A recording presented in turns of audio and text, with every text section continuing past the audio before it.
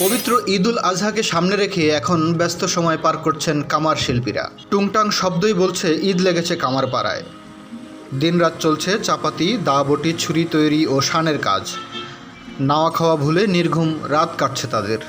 টাঙ্গাইলের বিভিন্ন উপজেলার কামারপাড়া ঘুরে দেখা যায় প্রত্যন্ত জনপদের কামাররা এখন মহাব্যস্ত সময় পার করছেন। তারা বলেন, এই এক মাসের কাজের উপর তাদের পরিবারের ছেলে মেয়েদের লেখাপড়া, জামাকাপড় সহ বছরের খোরাকি নির্ভর করে। যদিও কামার শিল্পের আনুষঙ্গিক কয়লা ও লোহার দাম লাগামহীনভাবে উঠানামা করতে থাকে, তাই কামাররা বাপদাদের এই পেশাকে ধরে রাখতে কয়লা ও লোহার দাম নিয়ন্ত্রণ ও সহজ শর্তে ঋণের দাবি জানিয়েছেন সরকারের কাছে।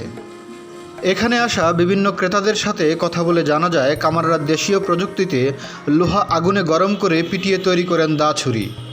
এখানে নিজেদের সুবিধা মতো ওইসব জিনিস তৈরি করেন তারা, যেগুলো খুবই টেকসই হয়।